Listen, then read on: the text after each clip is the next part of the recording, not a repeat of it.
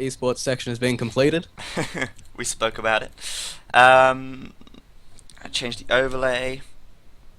Alright, so we're back again with RVK Orcus, aka Chris, and VNS bacgioifro. Chris himself playing over to the left of the map in green as Huns, and his opponent VNS bacgioifro in blue this time playing as Huns over to the top of the map. The map, of course, being Baltic. And I really do like this map. I think it's a pretty damn good map. Again, the mixture of water and land. Yeah, it gives you so much more to keep an eye on as well. It requires a higher level of watching, and that idle villager button just gets a workout. Yeah, definitely. I remember actually. Do you remember in the GML with it was I think it was Doubt versus the Viper on this map, and the Viper had Yep. taken water control, and Doubt had sent some villagers over to go and forward Viper's base, and on the way to Viper's base he had to kill a couple of wolves. And the Viper saw the dead wolves with his ships, and he knew the forward was coming, and he just laughed in Doubt's face. He was like, I know what's coming. And he walled it off, and it was such a funny game to watch. Absolutely Yeah, loved there's that one. things like that. Even when like a wolf gets killed and someone's going for like a massive risky flood, you'll see him drop like a little bit of palisade on something on it just to cover up the body and keep it all intact, you know? Yeah, yeah. All those little attention to details and picking up on those tiny things, as we were saying a minute ago, about how people who play Age of Empires, the pros, have generally played for so many years that those little things that they pick up on, it takes so much skill and so much time to actually get that to come naturally. Yeah, it's that the attention to detail I have is just on another level. Yeah. Okay, so let's have a quick look at their map. It looks like bacgioifro's golds are pretty forwards, close to the water, and we saw him complaining about a bad map in the first game. He certainly didn't have the best of maps in the second game, and this map again, it looks like this is going to be harassable from the shoreline, so bacgioifro really cannot afford to lose the water in this game, and we're probably going to see a pretty standard Grush here unless Chris tries something out of the ordinary again. Yeah, it doesn't look too bad, but like you said, those two goals for bacgioifro are right together, so we could see some kind of early harass getting in there, getting them, even though it should be mostly galleys, but once they start to get those range upgrades, harassment from the shore is a definite. Yeah, it's going to be really important for bacgioifro to take the water. Although saying that, there have been games as well where, for instance, there was Good Boy versus Tim, I think it was, where Good Boy lost the water control, but he managed to get a villager through, and he was right in the corner of the map, and he actually managed to take the game from the corner of the map, which was really, really nice. So just because you lose water doesn't mean it's over, but it does really give the opponent a huge advantage if they do manage to take it. And I imagine both of them going to be going for water here. It's pretty standard stuff. Yeah, like you said, that's once you lose the water, you really need to have a good plan in action. You can't just decide, all right, I'm going to go castle, boom, because your opponent will be doing the exact same thing, and they have fishing ships to support them. You need to do something different, break the mold a little to be able to get back in there. Yeah, exactly. One thing that bacgioifro has done pretty well here is he's scouted out a lot of sheep already, and these extra sheep are going to help him a little bit. He's not found the ones directly outside of his base, but he has taken quite a lot of sheep across the map, and that's going to help him firstly with a little bit of scouting, but secondly, if he does find himself struggling a little bit for food, he's going to have a lot of sheep to fall back on, and there are quite a lot of extra sheep on this map, so it's worth trying to pick them up if you can. Yeah, down there on the right as well, we actually saw bacgioifro actually palisading the wolf there. Another thing, attention to detail. It's a big deal. Yeah, marking them out so he knows where they are. And if he does try and sneak a villager through later on, it's going to be important for him to try and avoid that, because if Chris sees the dead wolf by the shore, he's going to see it coming. So he's going to try and avoid that wolf if he does go for a bit of a forward here. Of course, this map is fairly easy to wall at the sides. It's possible to do it.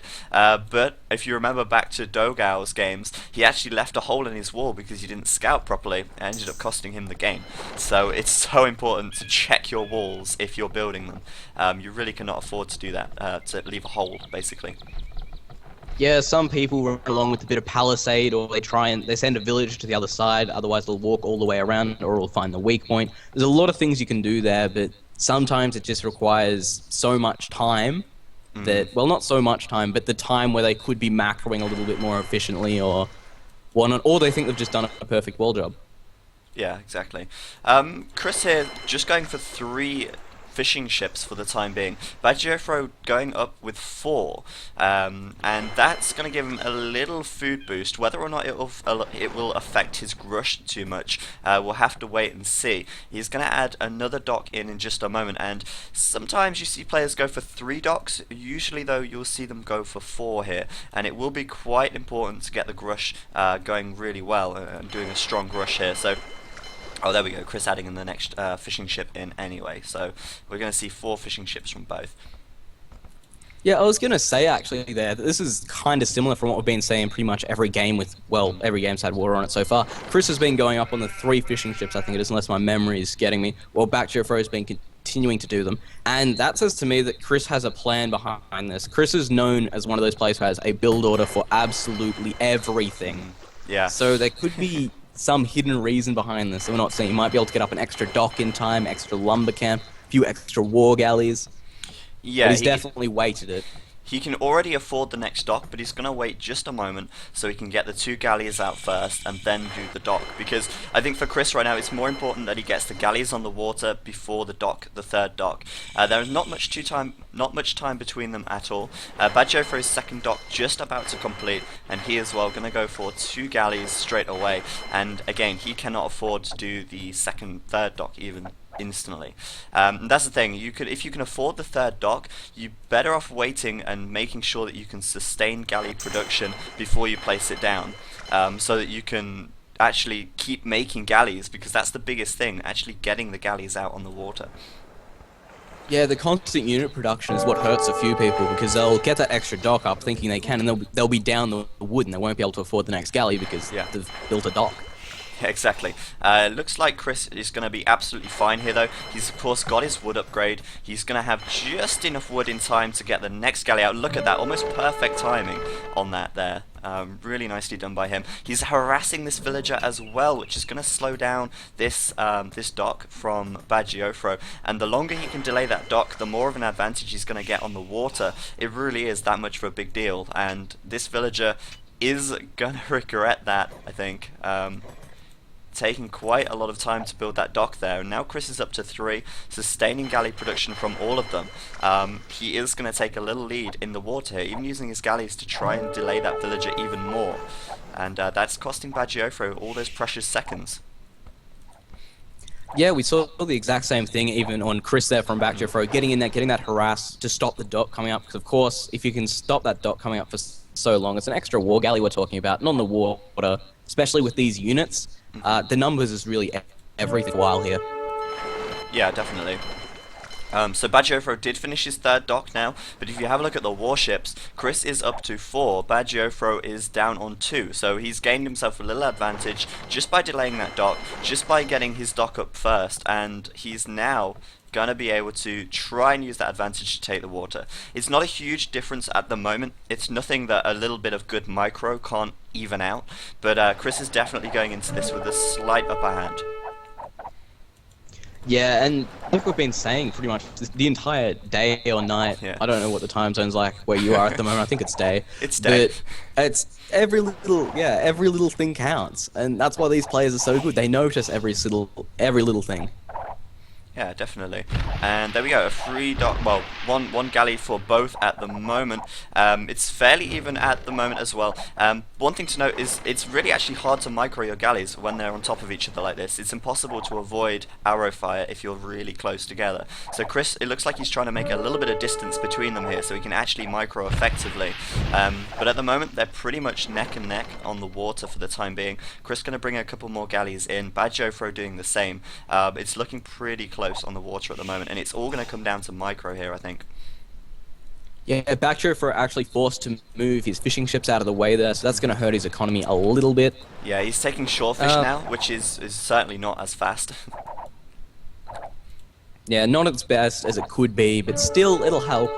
I mean, as long as they're gathering, they're helping. Yeah, exactly, as long as they don't go down. Both of them trying to micro as much as they possibly can here. And I remember a while back, Dreams did a really big sort of talk on Oh, a little bit of harass on this wood over here. But sorry, not Chris, Dreams did a little bit of a talk on galley micro, and he was saying how when you micro your galleys, you move them back and forth. But a lot of players, they attack from the end, which means that their galleys don't have the biggest area of effect. If you can micro them so that your galleys attack from the front and not the side, maybe we'll see it a little bit better when they get some more galleys. They are a lot more effective. Dreams, of course, being a well-known top player, he does know what he's talking about. I might not sound like yeah, I might not sound like I can explain that in detail very well. Maybe we'll see it. It's yeah, see, like Chris there. You did it pretty well. It's just really you want the biggest edge of the galleys because, of course, the range when you're a tile behind isn't attacking. You just want the biggest surface area of galleys to be facing your opponent so you can get the biggest volley off. Exactly. So it's all about positioning. It's not just the case of moving your galleys back and forth, trying to dodge the arrows. It's really about positioning as well. And Chris there managed to get one galley right there. He's gaining a slight lead on the water, it would seem. I don't really want to take my eyes too much off of this because it does make quite a big difference how this battle goes. But if we have a quick look back at his home base, he's not really taking too much food at all. He's moving villagers to berries now, which is a pretty standard islands build, and pretty standard for Baltic as well. So both of them starting to move to galleys because in the back of their minds, they know that they've got to get to Castle Age in a reasonable time as well. Just looking at the map there, is there something sneaking along the left-hand side there for bacgioifro? Is that still his scout? Yeah, or it's a villager. We'll see what she's doing. I mean, Chris hasn't walled off at all, so that villager could actually cause a few problems for Chris. We'll see what she manages to do. Any wolves on the way? No, nothing at the moment. The Alright then. Nothing at the moment at all. The one thing though to note with this is that if bacgioifro goes forwards with this villager and makes an archery range, for instance, that's really going to slow down his galley production a little bit because that wood is going to be used instead to make a barracks and an archery range instead of making galleys. So it could be a little risky for bacgioifro. And at this stage, he needs to get out of it. What he puts in here, he really, if he doesn't get any harass on Chris from this, if he goes for an archer range and some archers, he's in a lot of trouble. He needs to at least get back what he's putting into it. Yeah, exactly. I think the best thing for bacgioifro to do here is certainly looking like he's going to lose water, as Chris does have a lot more galleys. He's taking the upper hand on the water here, I think. I think the best thing for bacgioifro to try and do is pick off the fishing ships, and Chris is kindly donating them to him there. I don't know if that was a misclick or what, but he decided to bring all of his fishing ships forwards. bacgioifro needs to take the fishing ships out before he loses the galleys, because that's the big thing: taking out the fishing ships and leveling the amount of fishing ships you've got. So we're seeing a barracks. If bacgioifro actually just goes for the fishing ships. Sorry, continue. It's okay. I was going to say, yeah, he's building a barracks down in the back here, and he's going to go with an archery range. Well, I imagine he'll go for an archery range. It's the logical choice. He might be able to do quite a lot of harassment here. He might force Chris to make a tower, which could be... it's never ideal to have to make a tower, for sure. Yeah, the way Chris is playing at the moment, it's really giving bacgioifro a reason to transition into land at the moment. If he can get in there and get those fishing ships, it'll give him pretty good reason because he's going to lose most of his galleys and there's not going to be too many fishing ships for Chris, so there won't be a big difference. But Chris is not making it easy at all. He's following those galleys around as much as he can and just keeping those fishing ships safe. Trying to pin them against the wall, and yeah, bacgioifro, I think he planned this all along because he never added that fourth dock. If you have a look, he's on 3 right now. Chris is on 4, so Chris knew that he was going to go heavy into water, and now that he sees bacgioifro only with 3 docks, much less galleys, he's probably going to assume that something is on the way in the flank, and that is exactly right because bacgioifro does have an archery range going up, and we're going to see some archers coming out of him. He really is going to have to do a lot though to draw things level. Well, on that as well, can you turn on the Fog of War for Chris quick? I want to see if he's got Town Watch yet, because that's actually going to be a really big deal if he sees this attack coming early or not. Well, he's making an outpost right here, and he's going to see it as soon as that outpost goes up. Yeah, he's making outposts all around his base. As I said, he knows now that an attack is going to come in. One interesting thing as well, Chris didn't actually take his second boar, which is kind of interesting. There we go. He sees the barracks over on the left. Chris is a clever player. he knows that as soon as he sees less galleys, he's going to know that there's going to be something on the way in the flank, and he is totally right.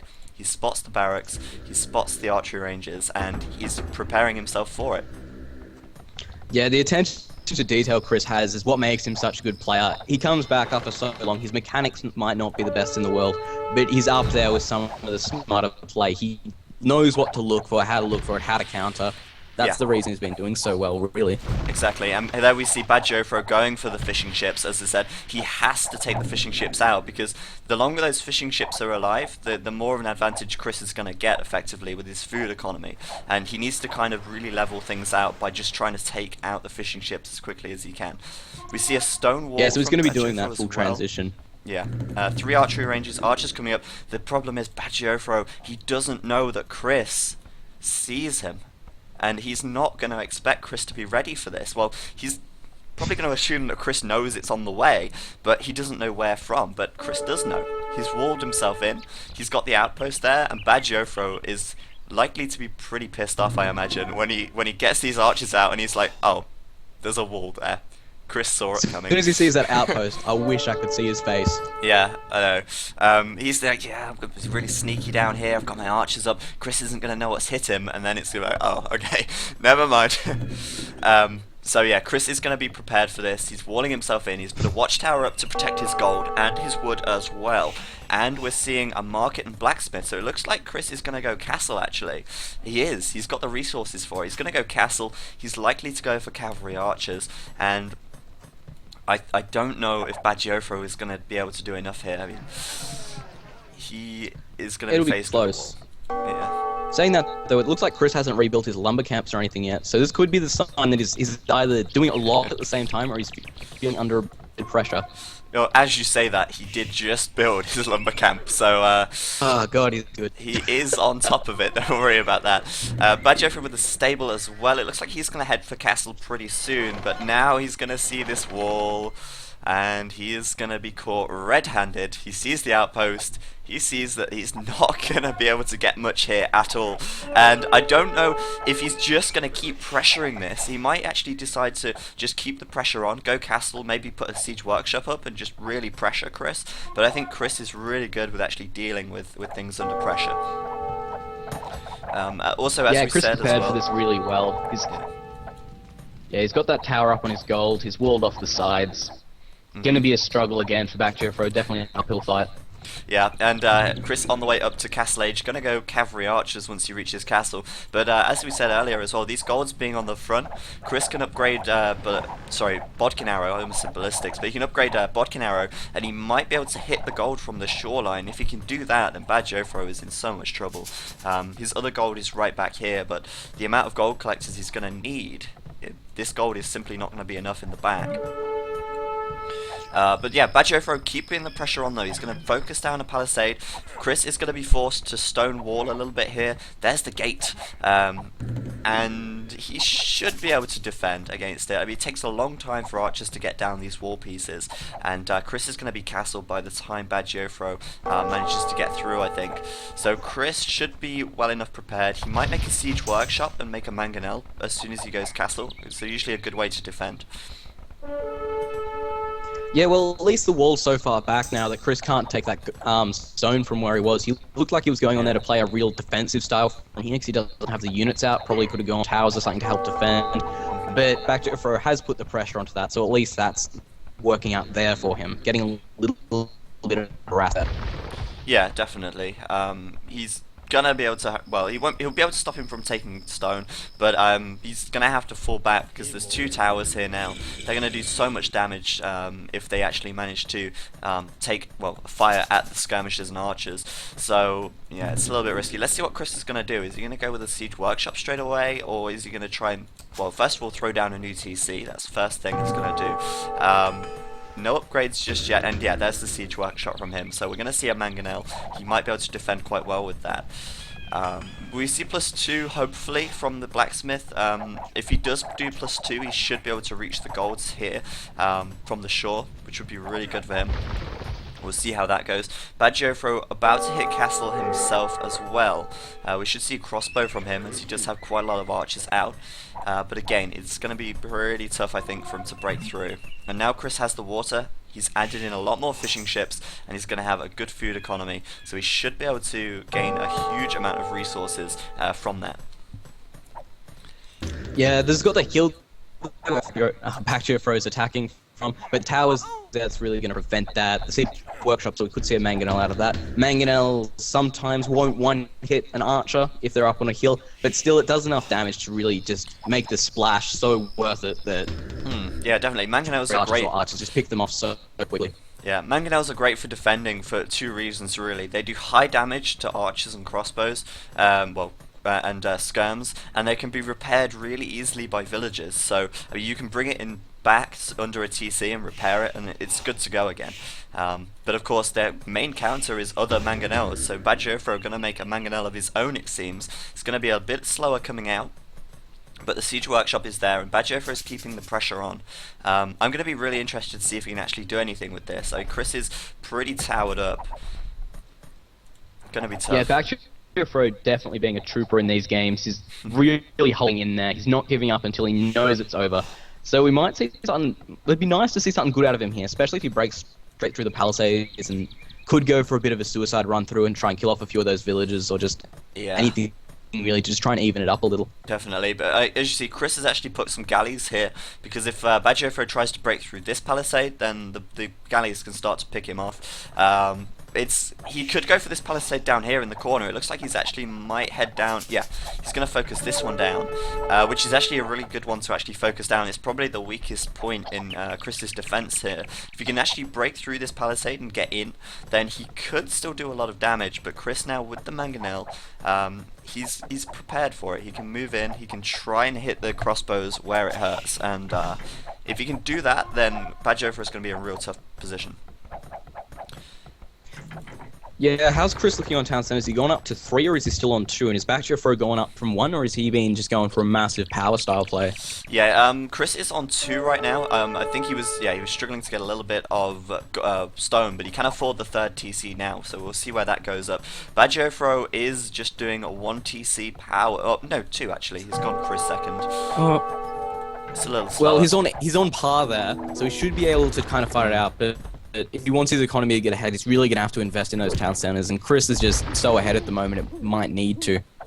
Yeah, definitely. Chris can get his 3rd TC up pretty soon. The thing, though, as well, is you can do 1 TC. Oh, Chris!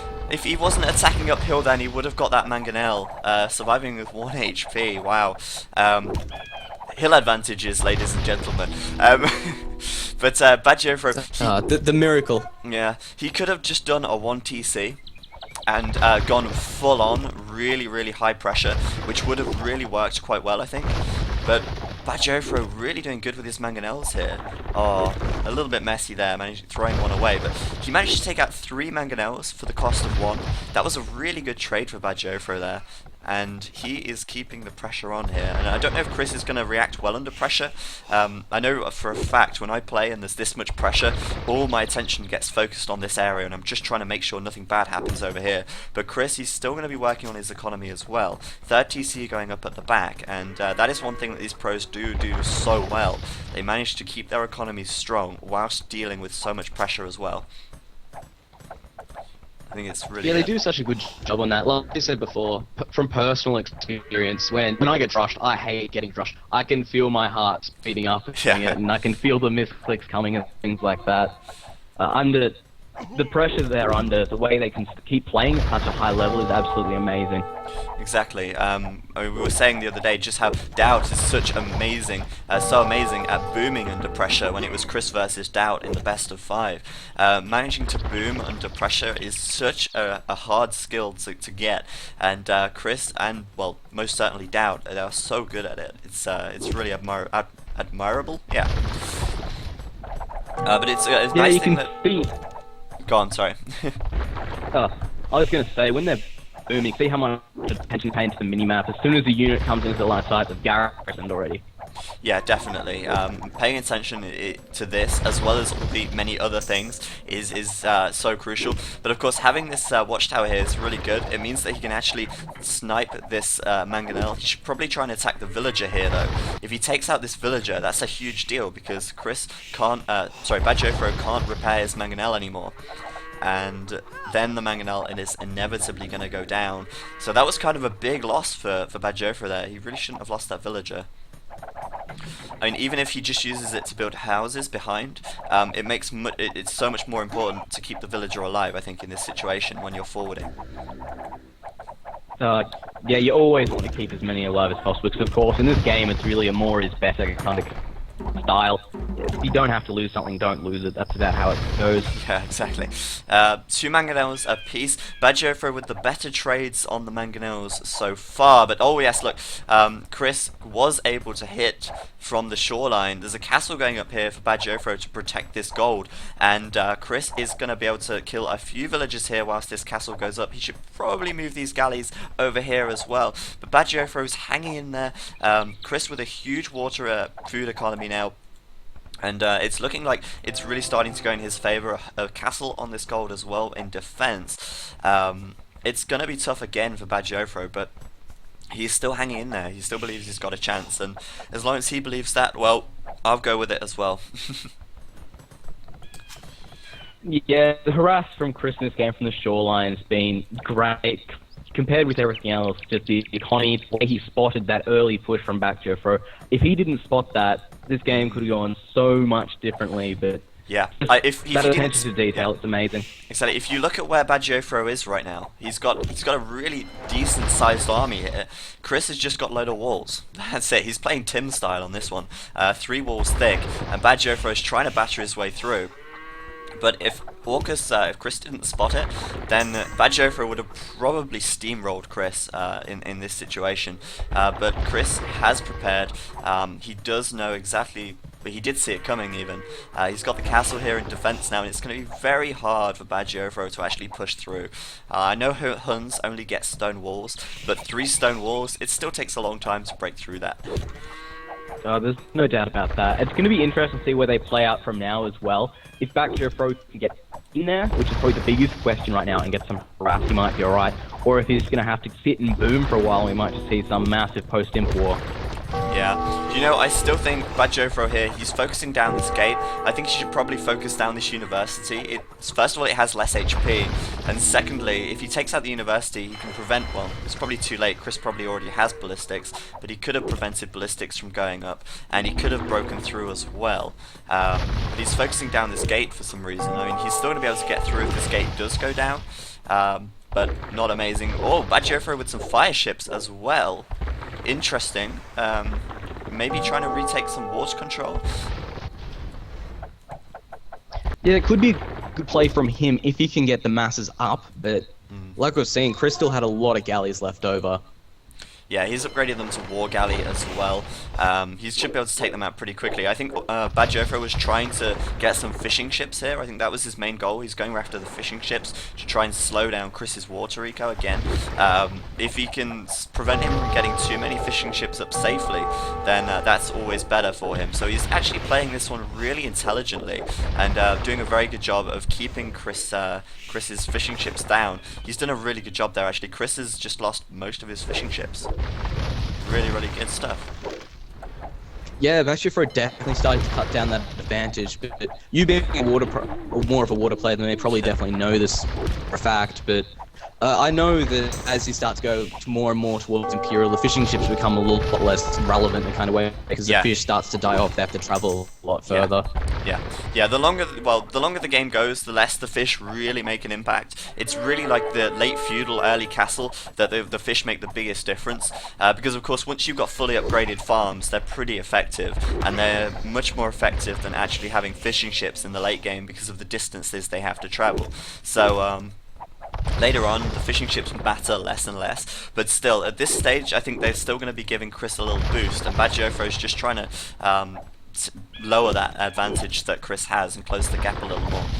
He's still doing a really good job here, pushing through though. The question is Chris going to go imp and get some trebs out and just shut this down? Because he could do that reasonably quickly. I mean, he has a decent economy. Yeah, bacgioifro's push here is really an interesting one to watch because this is what's keeping it so even. If this push had been killed off by Chris so much earlier, Chris just would have boomed straight for it. It just would have been as before, just steamrolled his position. Exactly. Yeah, because of the way he's pushing down here. Ooh, did he get any villages with that? He got one. It was a good shot, but he only got one. The thing to note here, though, is that Chris has 2 castles, and whilst bacgioifro is in the castle age, he cannot do anything against this now. I mean, he can keep pushing and picking off a few units here and there, but he cannot take out or get past these castles, because the castles outrange the mangonels. They'll absolutely destroy them if they get in range, and bacgioifro, basically, he cannot get through here unless he goes imp. So I think the next thing for bacgioifro to do is try and go imperial as fast as he can, and try and take down these castles with trebuchets. That would probably be his best option. Well, whoever goes imp here first as well is going to have such an advantage, because trebuchets, of course, they're just going to be able to force engagements where they want them. Yeah. And of course the first person to go imp is going to be Chris. I mean, he's nearly got that 1,000 food, he's very close to the 800 gold he needs, and bacgioifro, he's got a lot of gold but certainly not enough food just yet, adding a 4 TC over on the right hand side. I mean, to be fair, he's pretty unharassed at home, apart from these galleys which are kind of poking on the water a little bit, not doing too much. He's actually pretty unharassed and left to boom pretty much undisturbed. So bacgioifro actually playing this pretty damn well. He's on 110 population, Chris is only on 119, so even the population gap isn't that huge.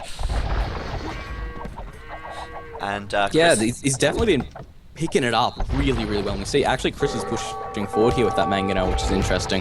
One out for bacgioifro though, and we probably know how that's going to end.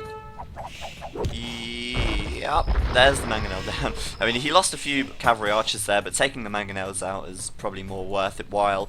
But yeah, Chris is now up to the Imperial Age even.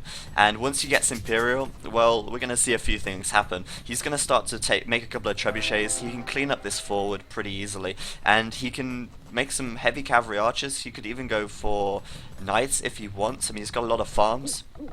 He could go for knights. He's not really taking that much gold at the moment. But either way, he's going to be able to clear this up, and then he can start to push out across the map. bacgioifro, he's not that far behind. I mean, if you consider the time it takes for Chris to clear this out and push him back, bacgioifro will be Imperial by then. He might be able to put up a defense back at home.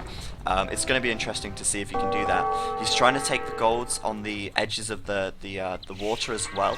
A castle going up here, so he's playing this one really well. He's got good foresight, and he should be able to defend a little longer actually, even if Chris does go Imperial first, which he will do. Yeah, the only thing I'm really worried about is Chris hits Imperial and he GG's out straight away. He loses all those military production buildings and doesn't have the resources to rebuild them, but looking at it now, he looks like he has more than enough wood.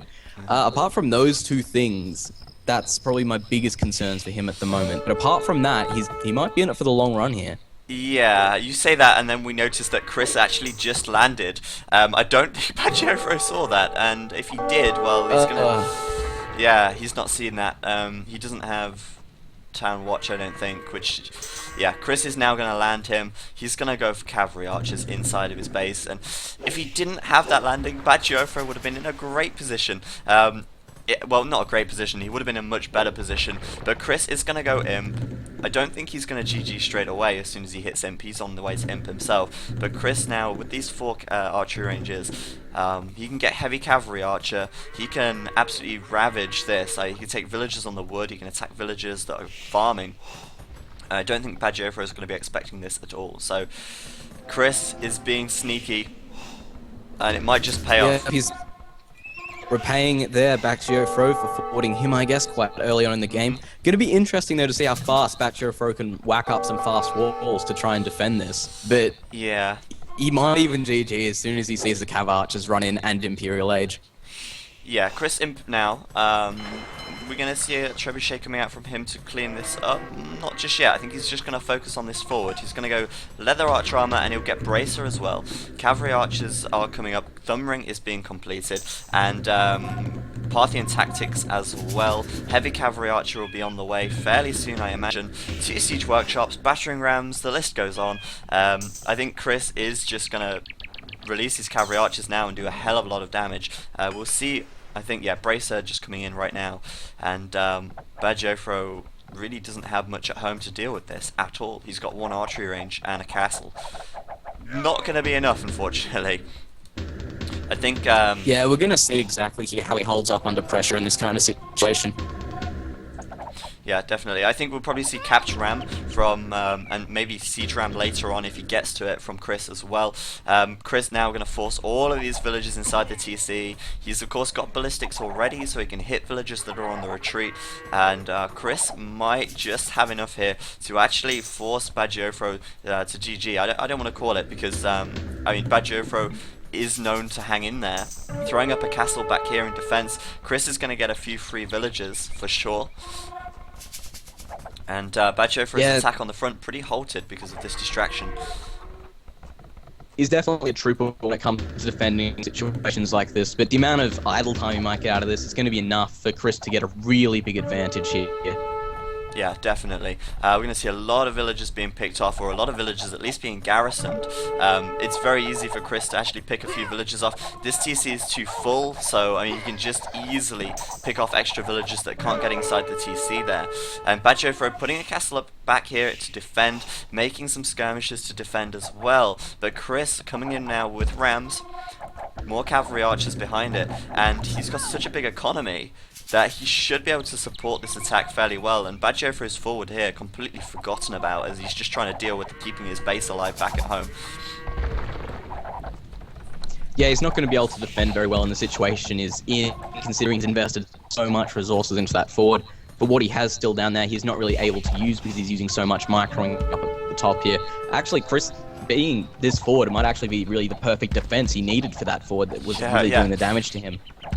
Yeah, exactly. It's like, it's just the counter attack that bacgioifro probably wasn't expecting. I mean, I know I was expecting Chris to deal with this before anything else, but he's just like, well, you know what? No, I'm going to actually just go straight over to his base, forward him unexpectedly, pick off loads of villagers, and just steamroll him with my rams. And I think Chris has done the perfect thing in this situation.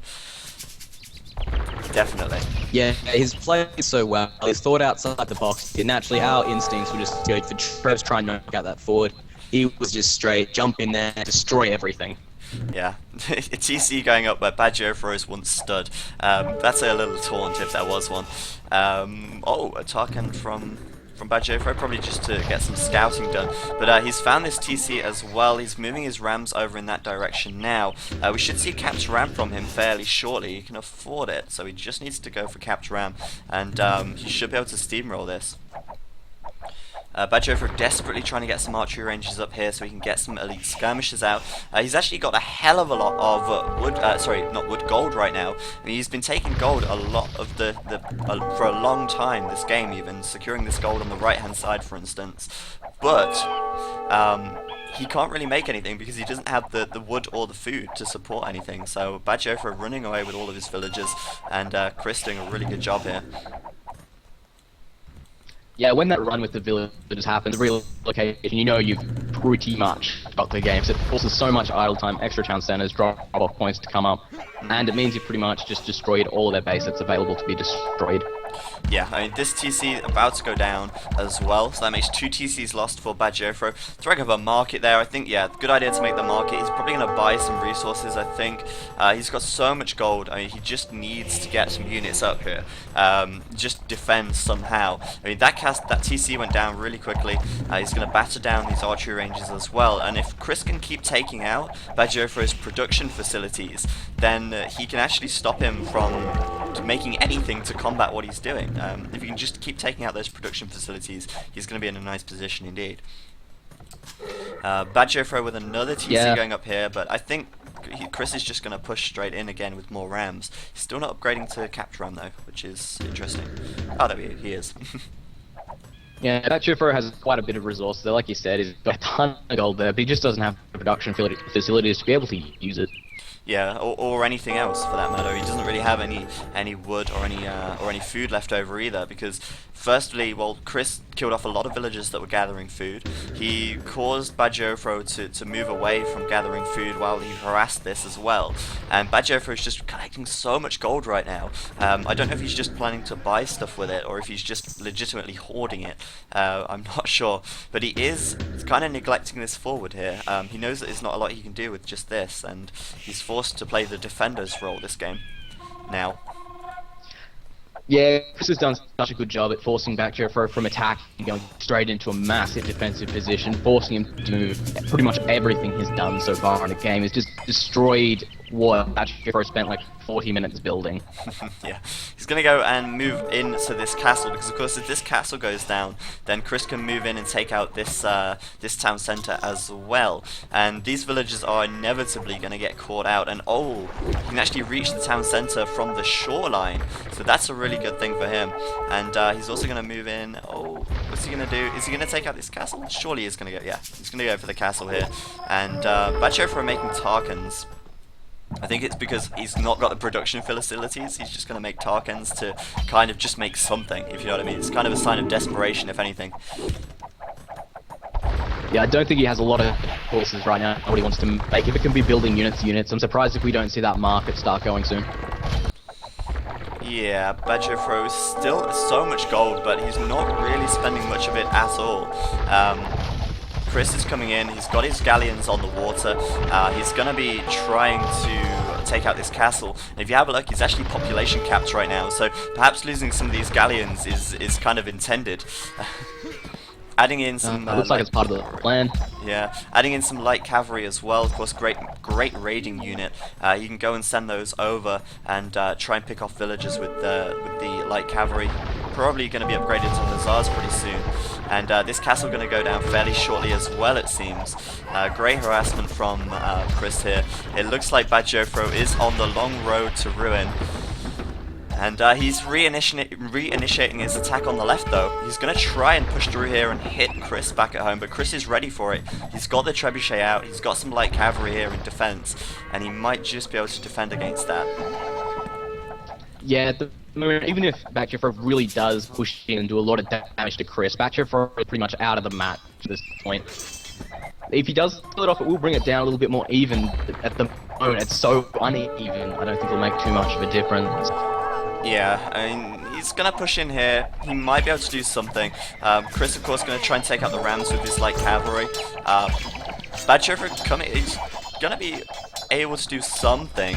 I mean, Chris is going to have these mangonels. He's going to be able to take out the cavalry archers. I think the castle will probably still stand, to be honest with you. And meanwhile, back at Bacgiofro's base, Chris still pushing forwards with rams of his own. And the mangonels here should be able to do significant damage, actually.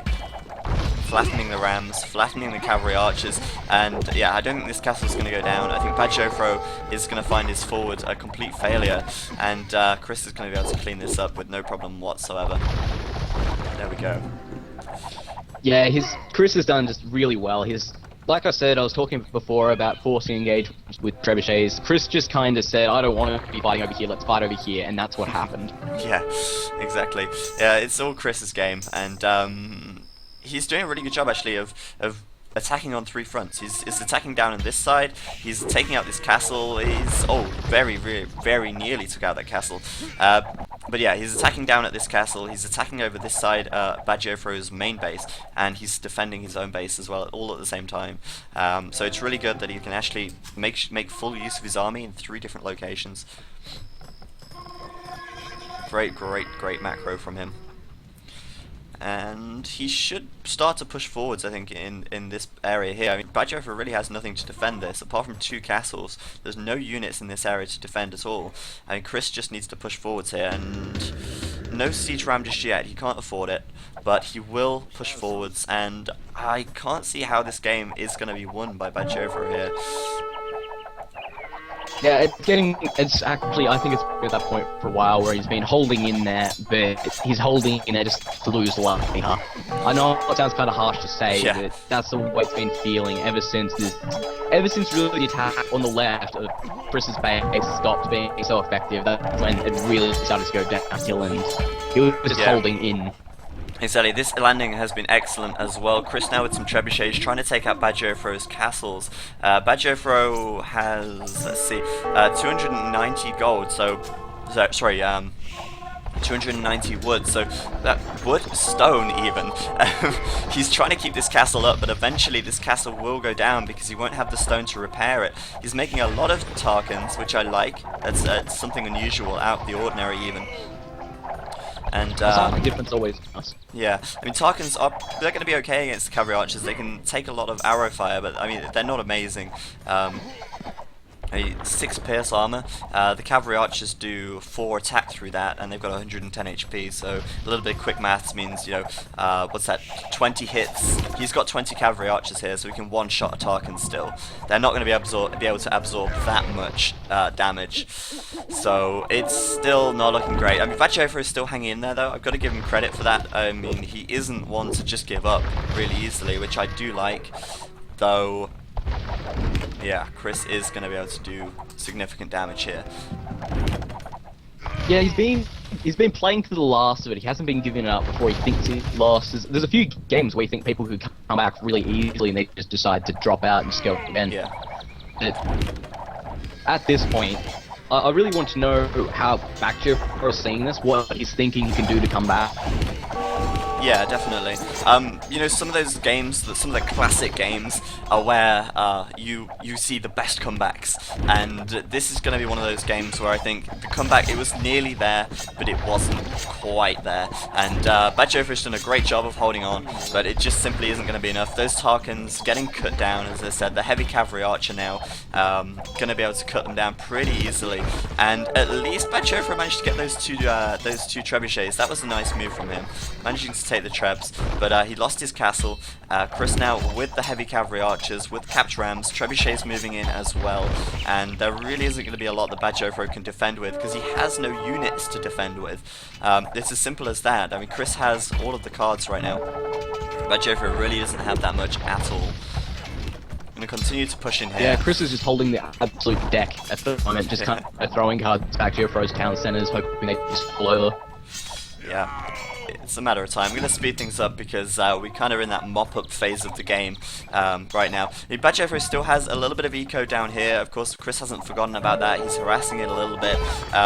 But inevitably, all of this is going to be lost. This castle is going to go down to the rams, I think.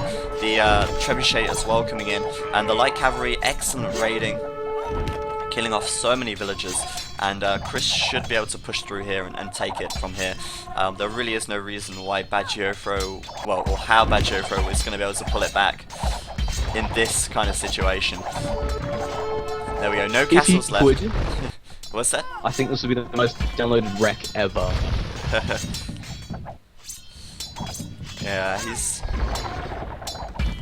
gonna take out pretty much everything. bacgioifro really doesn't stand a chance over on that side.